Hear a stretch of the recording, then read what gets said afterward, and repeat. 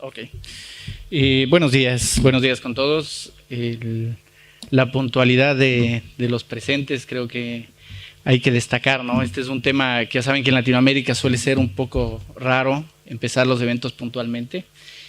Y claro, este es un poco en realidad el trasfondo de todo lo que yo quiero hablar hoy, que tiene que ver muchísimo con estas instituciones, tradiciones dentro del mundo empresarial, cómo se hace empresa y a qué nos hemos acostumbrado, ¿no?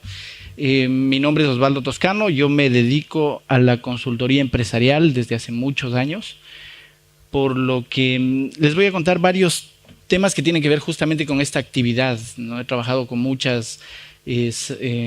en muchas salas de juntas de empresas de varios tamaños, ¿no? Con emprendedores también. En Guayaquil tenemos justamente ahora un programa con el Instituto Ecuatoriano de Economía Política un instituto liberal obviamente, trabajando con emprendedores y claro, yo he encontrado ciertas cosas que veo que son comunes en empresas gigantes como Belcorp o en emprendedores que recién están empezando. Tiene que ver muchísimo con estas tradiciones y estas instituciones del contexto, ¿no? Que van a obligar a que el empresario actúe de una u otra manera.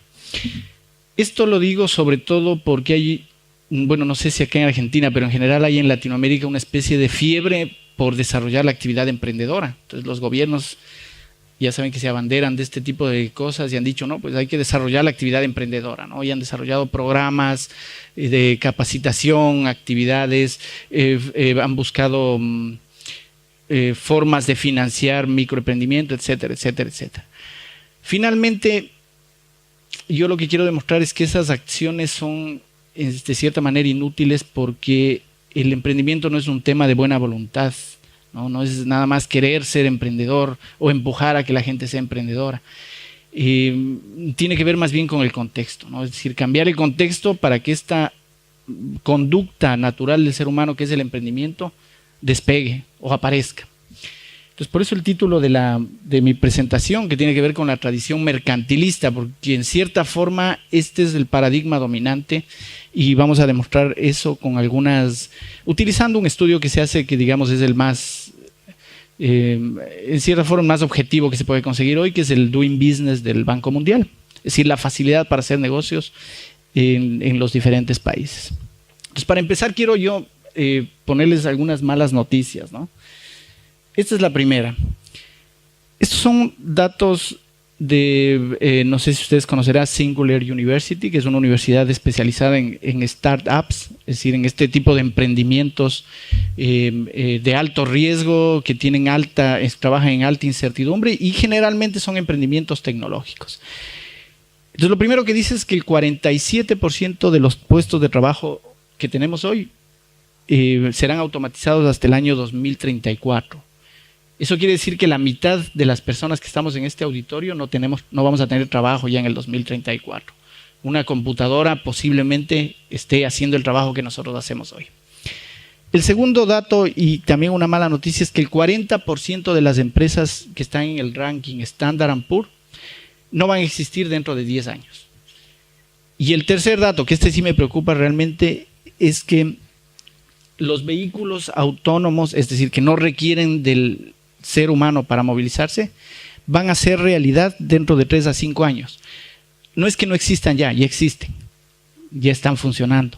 Lo que pasa es que no han salido todavía a comercializarse de forma masiva y esto, nada más estos 3 datos para demostrarnos la velocidad del cambio, la preponderancia del trabajador cerebral, como lo llama un austriaco famoso que es Peter Drucker, ¿no? Es decir, del trabajador manual hemos pasado a dar importancia al trabajador que utiliza sus capacidades intelectuales.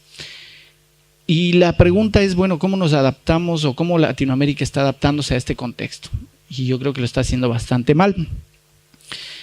Porque justamente hemos eliminado o hemos limitado la forma más eficiente de hacerlo, es decir, de adaptarnos, que es la acción empresarial. ¿No? Queremos adaptarnos desde la planificación central, desde el gobierno como organizador de la sociedad. Siempre es feo hablar del mal del país de uno mismo, pero bueno, tengo que dar algún ejemplo que yo conozca. Y en mi país, por ejemplo, se está hoy trabajando en proyecto que se conoce como cambio de matriz productiva, que básicamente es el gobierno tratando de organizar la economía, ¿no? Entonces dicen, ya no tienen que producir nada más banano, ahora tienen que hacer compotas de banano. Es decir, con todos los defectos que trae evidentemente la planificación central. Y esta es un poco la dinámica de la actividad emprendedora bueno, no solo en Ecuador, esto yo lo he visto también incluso en países como Chile, donde hay una entidad del gobierno que es la que quiere motivar o promover el emprendimiento en ciertas áreas. Y esto ya, como sabemos nosotros, es ineficiente.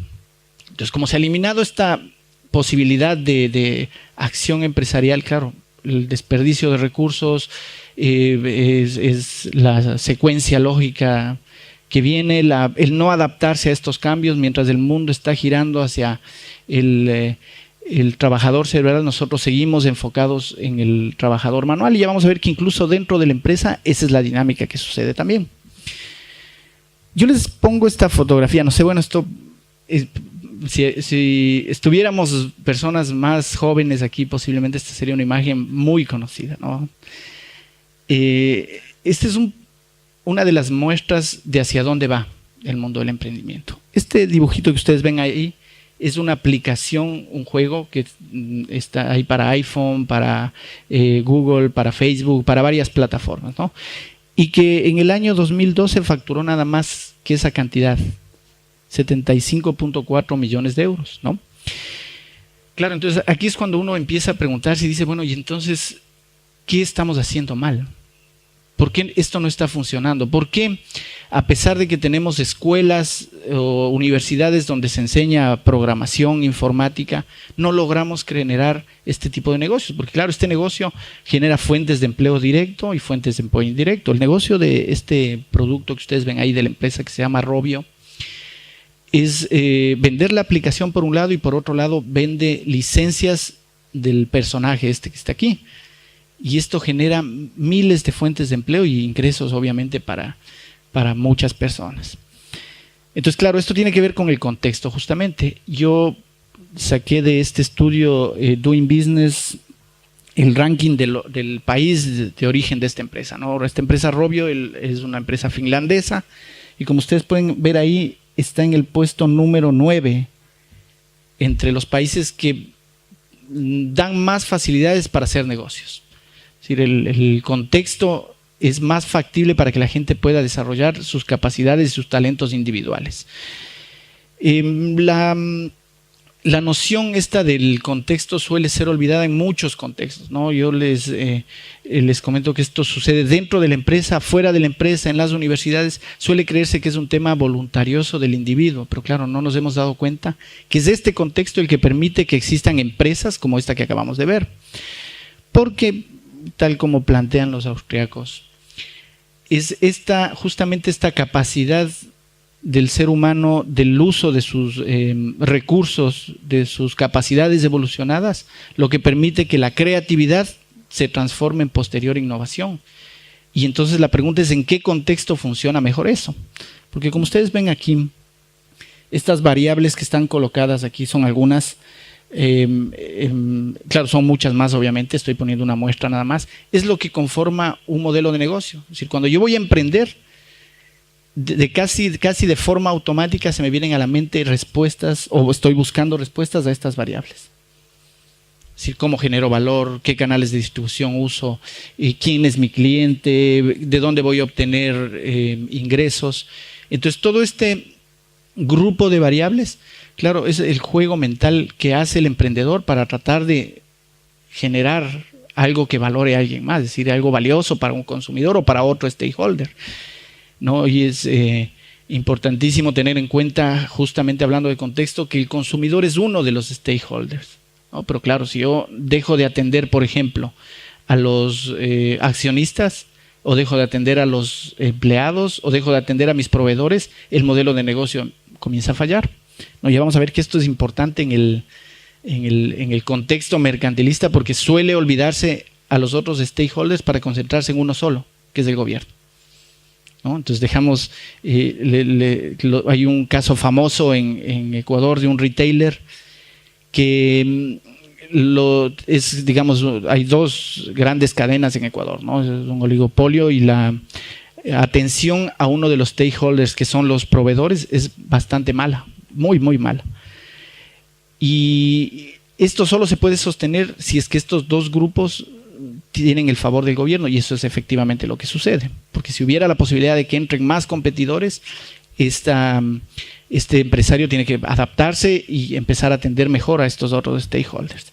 Entonces yo tengo acá un ejemplo de cómo funciona. Voy a hablar desde adentro de la empresa hacia afuera, ¿no? Cómo funciona dentro de la empresa. Entonces, en la empresa latinoamericana se suele pensar como una familia que tiene muchos hijos, ¿no? Obviamente, si es que yo tengo pocos hijos, como en este caso, es más fácil la planificación y el control de la información. Entonces, puedo tomar decisiones de una manera un tanto más eficiente. Pero si esta familia es mucho más grande, es obvio que la toma de decisiones y la transmisión de la información se vuelve ineficiente. ¿Okay? Entonces, claro, este ejemplo que ustedes están viendo acá está reflejado a nivel micro de una familia, nada más como metáfora, pero es exactamente cómo funcionan las organizaciones, es decir, un planificador central, y a partir de eso entra toda la información, obviamente con ineficiencia que eso causa, y salen todas las decisiones con la ineficiencia que eso causa.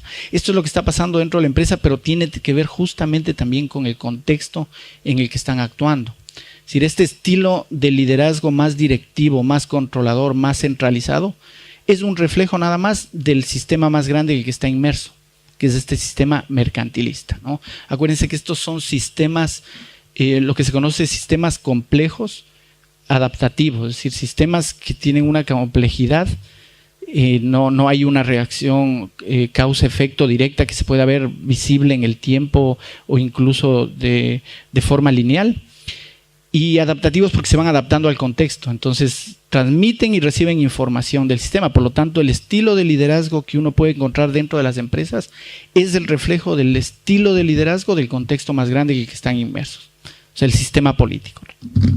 Claro, esta fotografía de Corea, ¿no? De Corea del Norte y Corea del Sur, que supongo que la habrán visto muchas veces, pero básicamente es la metáfora de la familia, pero en grande, ¿no? Y dentro de las empresas funciona exactamente igual. Entonces, si uno pudiera entrar en la mente de este emprendedor o este empresario y pudiera de alguna manera organizar esta información que él tiene para hacer su negocio, uno podría ver esto de aquí, que es el famoso modelo Canvas, ¿no? Es un modelo que se utiliza muchísimo para el desarrollo de negocios nuevos, de estas famosas startups, en donde lo que se hace es elegir estas 9 variables que son como el corazón del negocio, lo más importante, ¿no? Entonces usted tiene aquí la propuesta de valor, es decir, ¿qué estoy ofreciendo de valor a este grupo de acá, que son mis clientes? Aquí tengo yo los canales de distribución, cómo voy a llegar, el tipo de relaciones que voy a tener con mi cliente, tengo acá las actividades clave, tengo acá los recursos clave, y aquí que no se ve son las alianzas clave. Ok, ya vamos a ver cómo esto cambia en un sistema y en otro, ¿no? Acá abajo tengo de dónde obtengo ingresos, y después yo tengo acá mi estructura de costos. Entonces un emprendedor utiliza esta herramienta básicamente para extrapolar desde su mente a algo más tangible la idea de negocio. Entonces, en un capitalismo democrático, en un capitalismo de mercado, ¿no? Digamos, donde no existe existe la menor intervención posible de los gobiernos, lo que sucede es esto, que mi propuesta de valor siempre está orientada hacia el mercado, hacia mi cliente, es decir, hacia el mercado al que yo quiero llegar. Y evidentemente los ingresos yo los recibo de esta relación. Entonces, ¿qué es lo que hace el emprendedor? Tratar de adaptar todo este modelo para que este cliente de acá reciba el mayor valor posible, y a partir de eso yo recibo mis ingresos. Y así es como se construyen los modelos de negocio, es decir, pensando siempre en un cliente, cómo le agrego valor, cómo mejoro mi canal de distribución, y es lo que ha pasado con la empresa que les enseñé al principio, ¿no? Esta es una empresa que dijo, bueno, hay una tendencia que es el uso de las aplicaciones táctiles, y entonces vamos a diseñar una aplicación que les ayude a la gente a quemar el tiempo mientras están esperando, están aburridos, están haciendo tiempo para algo.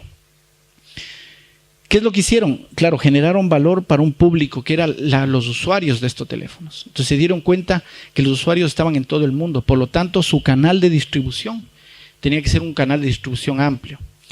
Este canal de distribución son las redes sociales, las plataformas tecnológicas, etcétera, etcétera. Lo cierto es que así es como piensa un emprendedor o un empresario. Y claro, el sistema de incentivos y los derechos de propiedad le dan, digamos, todo el contexto para que él se enfoque en esto, ¿no? En generar valor para alguien más. Otro ejemplo es este de acá, ¿no? Que ahora que tengo poco tiempo voy a pasar un poco más rápido. Entonces, este es un emprendedor que en Inglaterra tiene 15 años y acaba de hacer una aplicación que Yahoo acaba de comprarle por $17 millones. Entonces uno, claro, comienza a cuestionar si dice, oye, ¿bajo qué contexto esto está sucediendo? ¿Cómo nosotros seguimos trabajando con instituciones de hace 200 años cuando este muchacho de 15 años nos está demostrando que el mundo va hacia otro lado? Porque claro, él no aprendió a programar en la escuela o en la universidad, sino en YouTube. Es decir, una institución diferente para aprender. Y está la muestra de que el mundo está caminando para otro lado y nosotros seguimos muchas veces fortaleciendo instituciones que son caducas. Estos son los principales problemas que el Doing Business refleja para el mundo del emprendimiento, y si se dan cuenta, todos tienen que ver con justamente esta coacción del gobierno. Es decir, esta es la coerción del gobierno. Ese es el mayor problema para el emprendedor, ¿no? Que está reflejado en estos datos que ustedes ven acá. El siguiente cuadro es un ranking de la facilidad o dificultad que un país ofrece para que suceda toda esta actividad que hemos visto, esta acción empresarial que hemos visto antes. Este es el ranking actual, ¿no? Colombia es el que menos trabas pone, pero las trabas existen. Y tenemos por último a Venezuela, ¿no? Vamos a ver, y Argentina está por acá también, Ecuador, está Argentina por acá.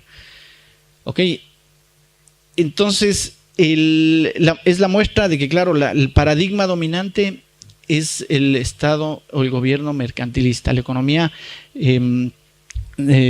capitalista mercantilista, ¿no? Es decir, el Estado interviniendo, planificando, regulando, le dice al emprendedor hacia dónde ir, en otras palabras, le dice cómo debe diseñar su modelo de negocio. Y esto, como sabemos, es ineficiente, ¿no? Bueno, acá hay otras cifras que me voy a saltar en razón al tiempo, pero que tienen que ver básicamente con lo mismo. Y nada más quedarme en esta de acá, que este es Singapur, ¿no? Entonces uno puede ver que en uno de los datos que utiliza este Doing Business, que es el número de días que le toma a una persona constituir una empresa, ¿ok? Es de 3, y voy a regresarme al de Venezuela. Ok, aquí está, perdón, 2.5 y aquí 144 días. El costo de constituir una empresa en Venezuela es del 49.9% del Producto Interno Bruto per cápita, o sea, digamos, más o menos, no exacto, unos $3,000. Y acá es esto. Ok, entonces es obvio que esta acción empresarial se va a ver limitada bajo este contexto mercantilista. Entonces, no existe posibilidad de un gobierno con esa orientación en generar emprendimientos masivos o emprendimientos a gran escala que generen fuentes de empleo. No existe esa posibilidad.